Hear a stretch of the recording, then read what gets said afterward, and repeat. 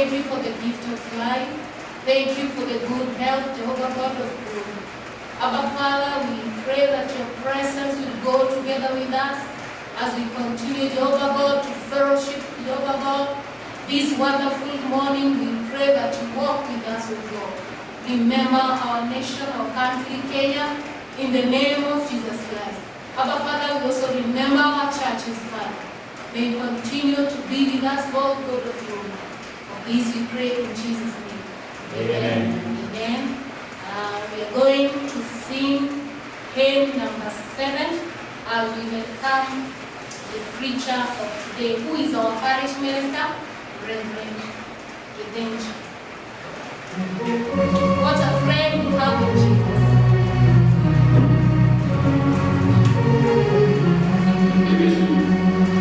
What a friend we have in Jesus. All our sins and griefs to bear. What a privilege to carry everything to God in prayer. Oh, what peace we often forfeit. Oh, what needless pain we bear.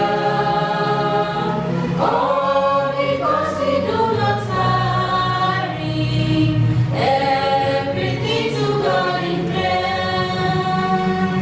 Come with trials and temptations.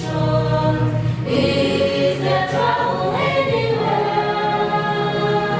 We should never be discouraged.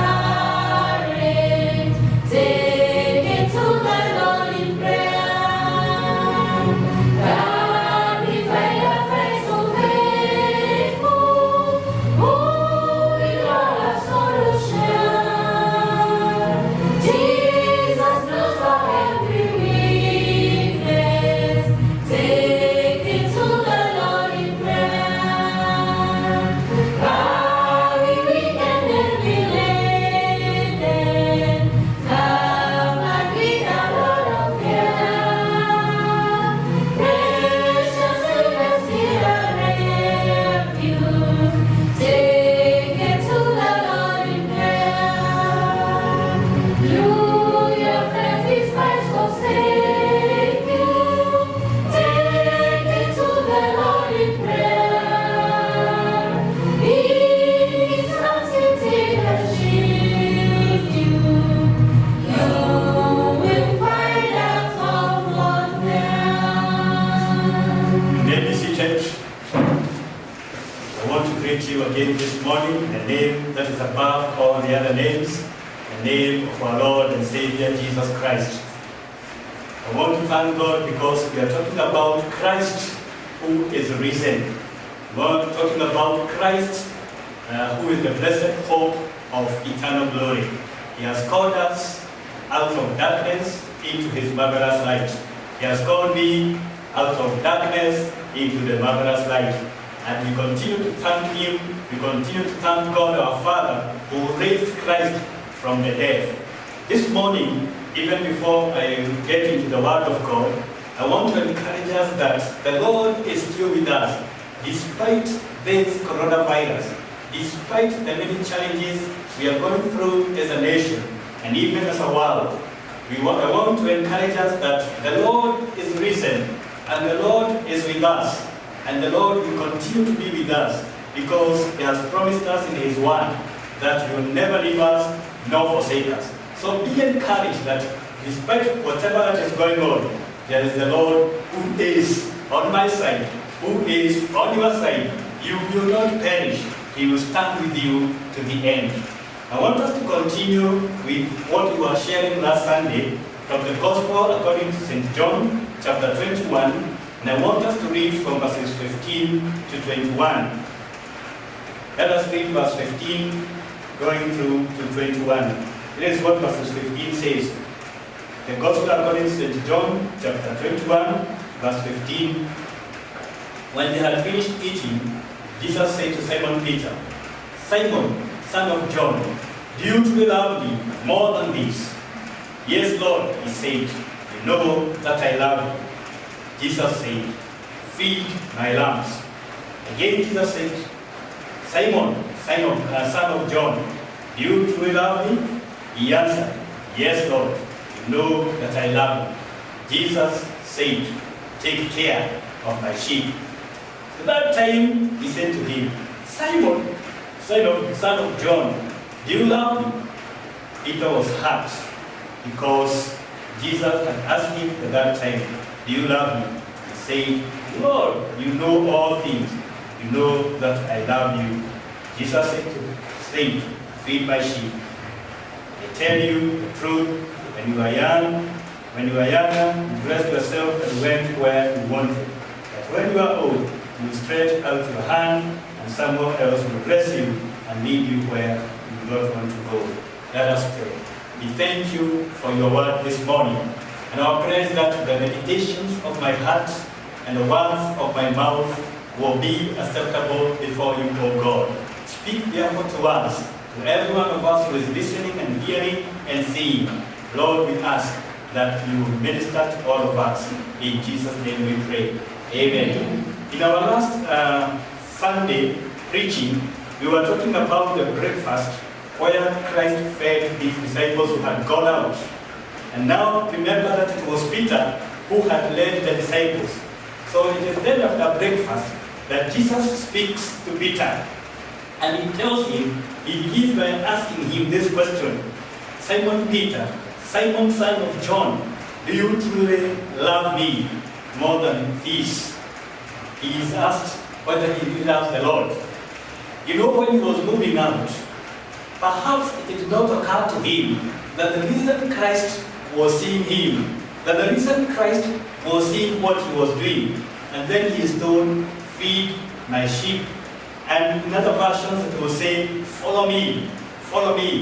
In 1979, there was a convention that was going on in Kikuyu Presbytery then, and the Most Reverend Dr. John Gatto gave us this sermon that I have never forgotten.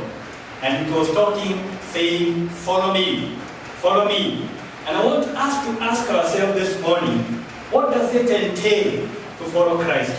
What do we mean when we talk about following Christ? I want to talk about 10 things that are important to us as we follow Christ. And then I'll close. The first thing is that we must be willing to obey and submit to the Lordship of Jesus Christ.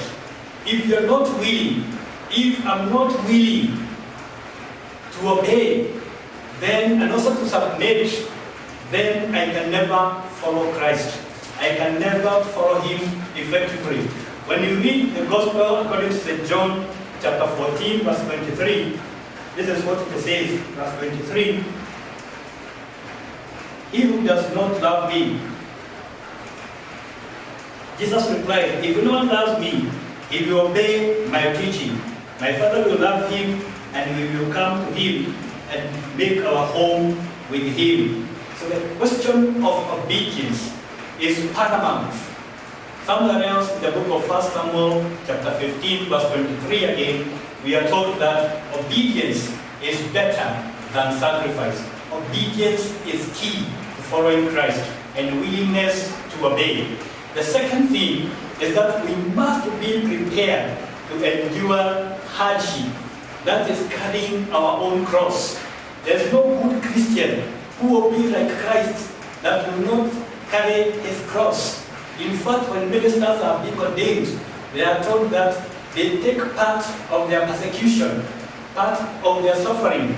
In Swahili they say, pokea sehemu ya mateso. And I think they are reading from the Gospel, from Timothy, somewhere in the book of Timothy. But you can still read this in James chapter 1, verses 12, in Romans chapter 5, verses 3, Romans chapter 5, verses 3 to 5, about the issue of carrying one's cross. The third thing for me and you to follow Christ is to be ready to see the ugliness of your sin, the ugliness of my sin. We must be ready to see that sin that we were in and be ready to move out of it, forget about it, so that we are able to see Christ's death and resurrection, what we refer to as the atonement, and that makes us to run to him away from our sin. because he has done it for us. The fourth thing is that we must know that the world will not always accept us. Know that the world will not always accept us. The church has lived from the beginning through persecution. Although they say that the blood of the martyrs is the seed of the church. But I want to remind us that the world will take us through persecution. The world will take us through misunderstanding. The world will take us through condemnation. The world will make us to be unacceptable to it. The world will be hostile to us. The world will become oppressive to us. But we are just like Christ. When we go through this, we should remember that we are not imitating the world, but we are imitating Jesus Christ. And you can still read this in the book of Acts, chapter 5, verses 29. The fifth thing is that we must be willing to step outside our comfort zones. Many of us just want to live where we are. Many of us want to go for missions. Many of us want to go to preach in some places, in this republic and elsewhere. We just want to remain where we are. The Lord's calling demands that we move outside of our comfort zones so that we're able to serve, like the way Paul preached in so many places. And even if you don't move out of your country, even if you don't move out of your, wherever you are, you can speak to your neighbors, wherever you are. You can speak to those close to you as you follow Christ. The sixth thing is that we must be prepared to be held accountable. Be prepared to be held accountable. One day, you and me, we shall stand before the Lord, and we shall render an account of everything that we have done. In fact, Matthew talks about we shall render an account for every useless word that we have ever spoken. And you can read that in Matthew chapter 12, verses 37. Excuse me. So we need to be prepared to be held accountable before God when that time comes. You can also read Ecclesiastes chapter 12, verses 14. It also talks about the same. And like I had earlier said, Matthew chapter 12, you can read verse 32 to 37 thereabout. And even in 1 Corinthians chapter 3, Paul will repeat about the same. Number 7, we need to accept God. We need to accept Christ at His word. Whatever that He has said, whatever that He has said in His word, we must accept it to be the true thing. That means that we must learn to walk not by sight, but by faith. For the just shall live by faith. His thoughts, we must also remember, like the way Isaiah tells us, in Isaiah 55 verses 9, that His thoughts are not our thoughts.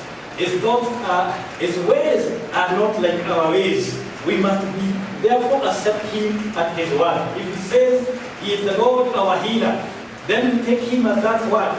If He says that He's Jehovah Jireh, our provider, we take Him at that word. If He says that He is the Lord who stands with us like a mighty warrior, then we take Him at His word. Number 8, we must learn to leave things behind.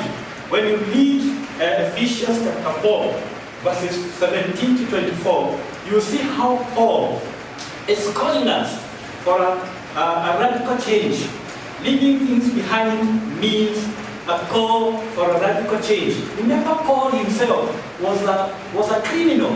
He was killing people, but he changed his life. In fact, somewhere else in the book of 2 Corinthians chapter 5, we are told, verse 17, that we are no longer the same. Behold, the new has come. The old is gone. We become Christ's ambassadors. So we leave those things that we are doing behind. If it is pride, if it is arrogance, if it is whatever it is, we leave it behind. And then we set ourselves to the cross and we follow Christ. And then number 9, we expect to be humbled. Expect to be humbled. The Lord Himself, when you read Philippians chapter 2, verses 1 to 11, He humbled Himself even unto death. We need to expect to be humbled. We can never be above the cross. We can never be above who God is. We must learn to live and to walk in humility if you are going to follow Christ. And then the last one is to prepare to love. When you look at 1 Corinthians chapter 13, verses 1 to 13, Paul is talking about so many things, but he sums about love. When you go to chapter 12, 1 Corinthians, he will talk about the gifts, and in chapter 14, he still continue talking about the gifts. But in between chapter 12 and chapter 14, he will talk about love, and he tells us that love is the most important thing for a Christian. And as I close this morning, I want to remind us that we must love each other unconditionally. We must love each other, whether we are loved back or not. We must continue to love each other so that the love of God can be seen. And this will lead us to have a desire to follow Christ, to have faith in Him, to accept the offer of eternal life. May the Lord bless us, may the Lord give us a good morning and a good day. Let us pray. We thank you again for the power that is found in your word. And we pray that God Almighty, that you will continue to help us to follow you, because you died for us, that we may live for you. Even as we go to our various activities today and the days to come, help us to remember that you are resurrected and you are seeing us wherever we are. Through Jesus Christ our Lord, we pray. Amen. God bless you.